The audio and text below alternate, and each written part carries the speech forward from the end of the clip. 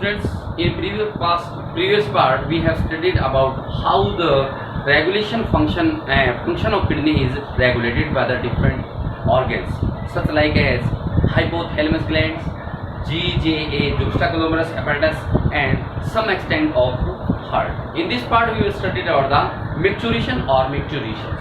So firstly we will discuss on GFR. What is GFR? GFR. Its full form is glomerulus filtration rate. Glomerulus filtration rate, that is called GFR. What is the filtrate through the blood by the glomerulus in 1 minute? That is called glomerulus filtration rate. The glomerulus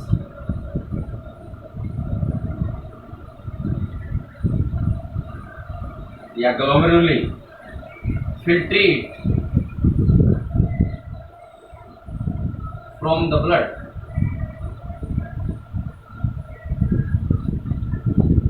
in 1 minute.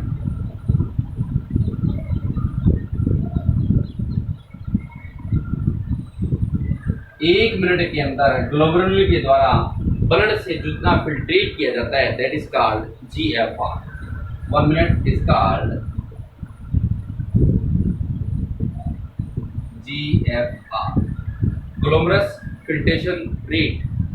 The filtrate यानी glomerulus जितना एक minute के अंदर blood से filtrate करता है, that is called GFR.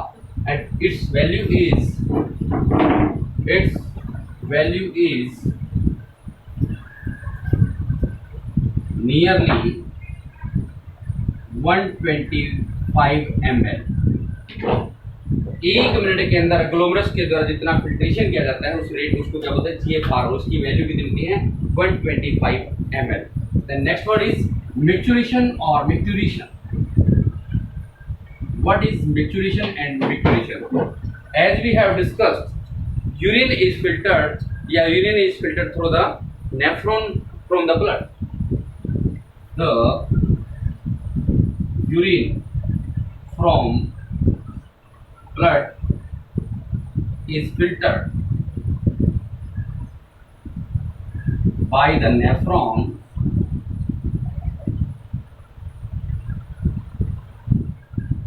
which comes into the urinary bladder through ureters.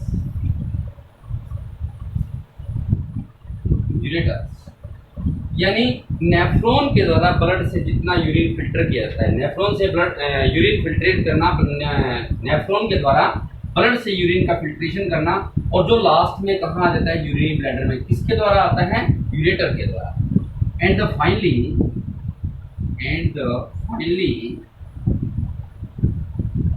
Urine is released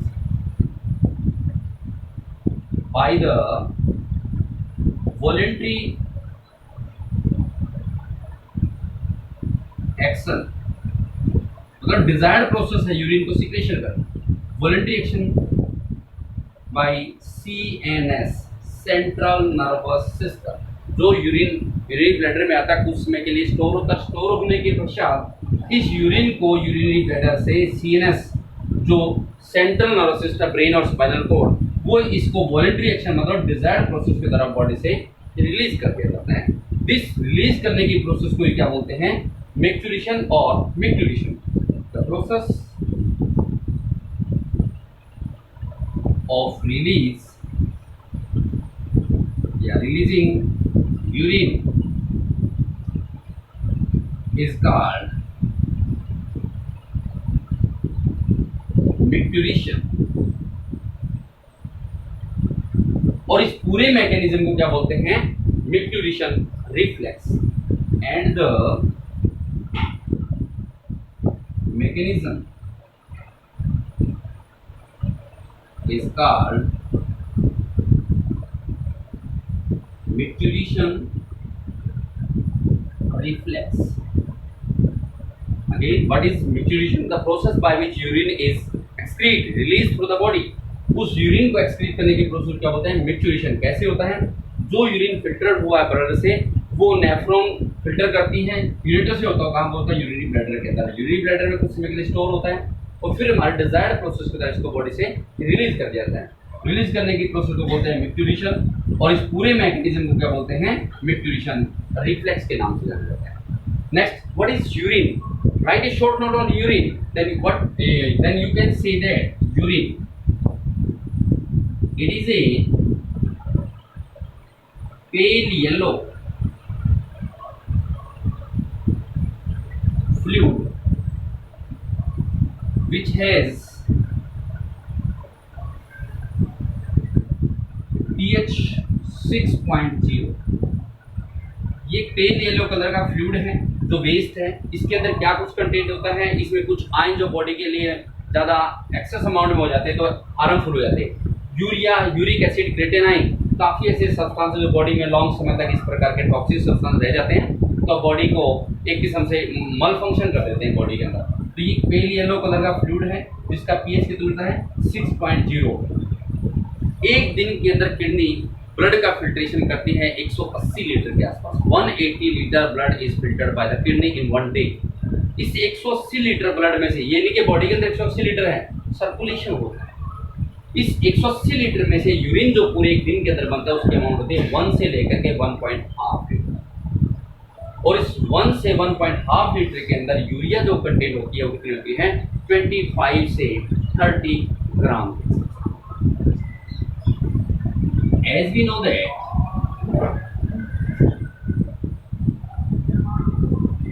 the blood is filtered by the kidney in one day is equal to 180 litre. मतलब kidney, दोनों की दोनों kidney एक दिन के अंदर एक human being के अंदर कितना ब्लड फिल्टर करती हैं, 180 लीटर। और जिसके अंदर यूरिन बहुत ही लेस अमाउंट में होता है, कितना, 1 से 1.5 litre, in which the urine contain only 1 to 1.5 litre. यानी इतना कंसंट्रेट होकर के रीअब्जॉर्ब कर लिया था। 180 लीटर क्षमता है जिसमें से 1 से 1.5 लीटर के आसपास यूरिन मतलब सिक्रेशन हो रहा है और इस एक दिन के अंदर। और इस यूरिन के अंदर यूरिया की अमाउंट कितनी होती है, 25 to 30 milligram. The 1 to 1.5 liter urine contain 25 to 30 gram of urea. अब क्वेश्चन आपके काफी राइज हो गए, how much blood is filtered by the kidney in one day, 180 litre.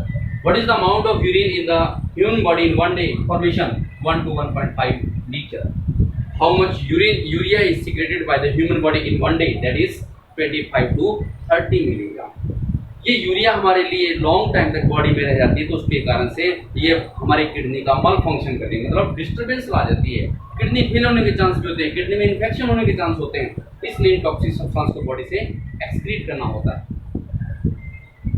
Urea is a toxic substance. If it remains for a long time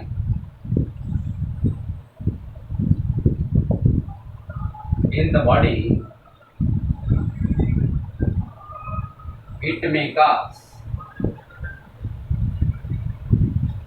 malfunction, or you can say that infection in the kidney। Kidney का malfunction कर सकता है या kidney के अंदर infection हो सकता है, malfunction of kidney। So these toxic substance is required to release। इसलिए इस प्रकार के टॉक्सिक सब्सटेंस को बॉडी से रिलीज करना बहुत नेसेसरी हो जाता है। यदि नहीं, किसी व्यक्ति की किसी कारण से इन्फेक्शन हो जाए, कोई इंजरी हो जाती है, तो किडनी माल फंक्शन मतलब फंक्शनिंग नहीं करती, रेगुलेशन नहीं करती, तो इस प्रकार के व्यक्ति के अंदर क्या किया जाता है, आर्टिफिशियल किडनी प्रोवाइड किया जाती है। उस आर्टिफिशियल किडनी को क्या बोलते हैं, हीमोडायलिसिस, और प्रोसेस को बोलते हैं dialysis. In some person the natural kidney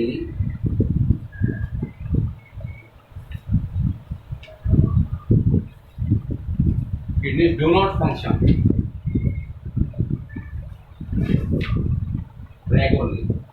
regular मतलब कुछ ऐसे व्यक्ति होते हैं किसी कारण से, मे बी इन्फेक्शन हो जाए, कोई इंजरी हो जाए, मलफंक्शन हो जाता है किसी कारण से, किसी भी वे से, तो उसके अंदर किडनी का जो फंक्शन फिल्ट्रेशन प्रोसेस है वो रेगुलरली नहीं हो पाता। This is due to the injury और इन्फेक्शन इन किडनी। ये किडनी में किसी प्रकार की इंजरी हो जाए या इन्फेक्शन हो जाए, जिसके कारण से किडनी मल फंक्शन मतलब किडनी रेगुलरली फंक्शन नहीं करती, जिस प्रकार के व्यक्ति के अंदर क्या किया जाता है, उसको आर्टिफिशियल किडनी प्रोवाइड किया जाता है। इन दोज पर्सन, कौन से पर्सन, जिनके अंदर किडनी वेल रेगुलरली फंक्शन नहीं कर रही, in those persons the artificial kidney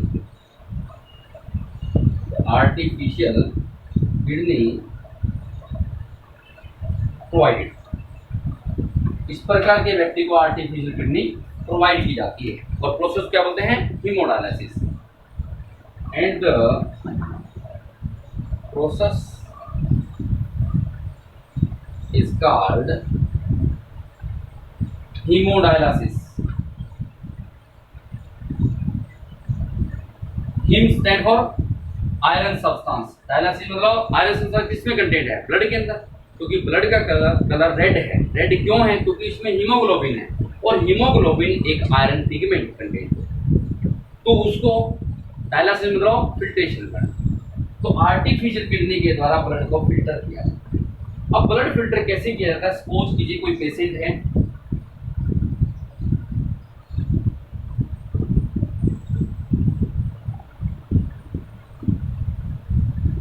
इस पर्सन की नेचुरल किडनी फंक्शन नहीं कर रही है, तो क्या करेंगे, एक आर्टिफिशियल किडनी प्रोवाइड की जाती है। आर्टिफिशियल किडनी जिसके अंदर पहले तो इसके रीनल जो आर्टरी है, आर्टरी से ब्लड कंटेन होता है, क्योंकि आर्टरी के अंदर ऑक्सीजनेटेड ब्लड होता है और वेन के अंदर डीऑक्सीजनेटेड ब्लड। तो जो वेन है, क्योंकि डीऑक्सीजनेटेड ब्लड है उसके अंदर, उसको क्या किया जाएगा, इस आर्टिफिशियल किडनी के अंदर प्रोवाइड किया जाएगा। आर्टिफिशियल किडनी के अंदर छोटी छोटी मेम्ब्रेन्स होती हैं, एक दूसरे से इंटरकनेक्टेड होती हैं। सेल्फिन मेम्ब्रेन भी बोलते हैं। सेल्फिन मेम्ब्रेन मतलब fine tubes in which there are tiny pore या टिनीपोर कह सकते हैं प्रेजेंट होते हैं, इनके छोटे छोटे पोर प्रेजेंट होते हैं, जिसमें से जो टॉक्सिक सब्सटेंस है वो फिल्ट्रेट हो जाते हैं। तो इसको क्या किया जाता है, पेशेंट से ब्लड जो आप कह सकते हैं कि जिसके अंदर डीऑक्सीजनेटेड है, टॉक्सिक सब्सटेंस कंटेन है, क्योंकि इसकी नेचुरल किडनी काम ही नहीं करेगी, तो इसके ब्लड को इस आर्टिफिशियल किडनी से पास आउट किया जाता है। इस आर्टिफिशियल किडनी के अंदर छोटी छोटी पतली पतली ट्यूब होती है, जिनको क्या बोलते हैं, सेल्फिन मेम्ब्रेन। सेल्फिन मेम्ब्रेन से ब्लड पास आउट होता है, तो ब्लड के जो मैक्रोमोलिक्यूल्स हैं, यानी लार्ज पार्टिकल, अमीनो एसिड है, प्रोटीन है, प्लाज्मा के जो कंपोनेंट है, वो तो क्षमते नहीं है। जो टीनी पार्टिकल्स हैं, टीनी पार्टिकल जो ब्लड में सोल्यूट थे, जैसे कि क्रिएटिनाइन, यूरिया, यूरिक एसिड, वो छिन जाते हैं इसमें। They have self-in contained tiny pores through the macromolecules do not filtrate. Macromolecules बोले तो protein, plasma as well as amino acid. They do not filtrate. But small particles such like as urea, uric acid, creatinine, they filter. वो इसमें से filter हो जाएंगे, एक दूसरे से कनेक्टेड होती है बेटा।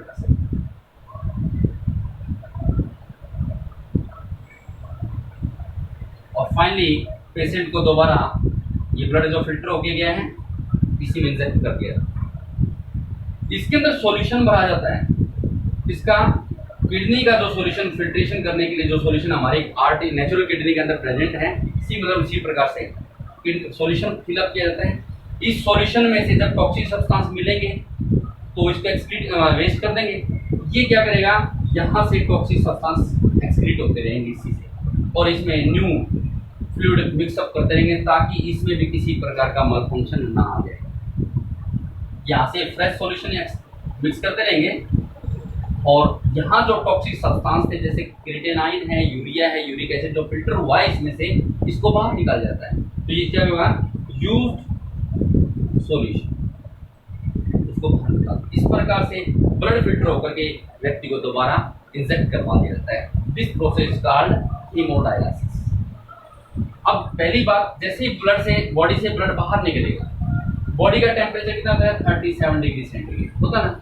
इसको जैसे ही बाहर निकाला जाता है, पहली बात तो इसको 0 डिग्री सेल्सियस में कूल किया जाता है, ठंडा किया जाता है। दूसरा, जैसे ही बॉडी से बाहर निकला, ब्लड वेसल के अंदर बॉडी का टेम्परेचर मेंटेन है, इसलिए ब्लड लिक्विड स्टेट में रहता है। लेकिन जैसे ही बाहर निकलता है तो कोगुलेट क्लॉट बन जाता है, थक्का बन जाता है, कहते हैं खुंड बन गया।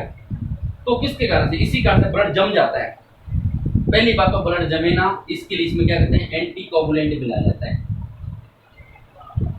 मतलब ब्लड ना जमे, जिसका नाम होता है हेपेरिन।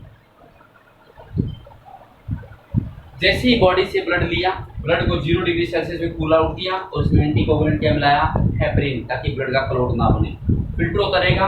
बॉडी में जब इसको प्रोवाइड किया तो टेम्परेचर कितना है इसका, 0 डिग्री सेल्सियस, और बॉडी का टेम्परेचर कितना है, इसका मतलब इसमें वार्म अप किया जाएगा। इसको वार्म करते हैं बॉडी के टेम्परेचर जितना दोबारा, और इसमें से क्या हटाया जाएगा, एंटी कोगुलेंट जो मिलाया था हमने, कोगुलेंट वाला जो मिलाया था पहली बात तो एंटी कोगुलेंट सॉरी, उसको हम हटाएंगे। क्यों, यदि वो मिला रहा तो बॉडी में जाकर फिर कोगुलेंट बच जाएगा। एंटी कोगुलेंट जो था उसको भी हम हटा देंगे और at last inject into the person, and this function is controlled by the artificial kidney as a process known as haemodialysis. एक तो ये प्रोसेस हो सकती है किसी व्यक्ति की जिनकी किडनी फेल हो गई। दूसरा एक रीजन और भी है, रीनल प्लांटेशन या किडनी प्लांटेशन कह सकते हैं। जिस व्यक्ति की किडनी फेल होगी, इंजरी होगी थी, फेल होगी किसी कारण से और काम नहीं कर रही है, उसको क्या किया जाएगा, उसको उसके ही क्लोजर रिलेटिव से क्यों, पहली बात 2 चीजें मिक्स करनी होती है, मैच करनी होती है। एक तो आरएस फैक्टर, ब्लड के अंदर आरएस फैक्टर है या नहीं, और दूसरा था ब्लड ग्रुप, ये भी मैच करने होते हैं। तो kidney plantation, the used kidney is transplant in the person which is suffering from kidney failure. जो व्यक्ति जिनकी किडनी फेल हो गई है, उन व्यक्तियों के अंदर यूज्ड किडनी जो काम कर रही है, फंक्शनिंग किडनी है, वो किडनी को ट्रांसप्लांट किया जाता है। That process called kidney transplantation, and this process is occurred in the nearly closer relatives. तो आसपास घर के कोई सदस्य हैं जो क्लोज रिलेटिव हैं, उनकी किडनी इसको प्रोवाइड की जाती है, so that we can match the RS factor as well as blood. ठीक है, अब क्या होगा यदि किडनी फेल हो जाए तो भाई बॉडी के अंदर जो यूरिया वगैरह एक्सेस अमाउंट में बढ़ जाएगा, और यूरिया जब एक्सेस अमाउंट के अंदर बॉडी में बढ़ जाता है, उस प्रोसेस को बोलते हैं uraemia. What is uraemia? If the kidney is not filtered, kidney blood को फिल्टर नहीं करती है, then the amount of urea is excrete या एक्सीड इन बॉडी। यदि किडनी ब्लड को फिल्टर नहीं करती है तो ब्लड के अंदर जो यूरिया कंटेंट है उसकी अमाउंट बॉडी में एक्सेस हो जाएगी, और उस एक्सेस होने की प्रोसेस क्या बोलते हैं, यूरेमिया। What is uraemia?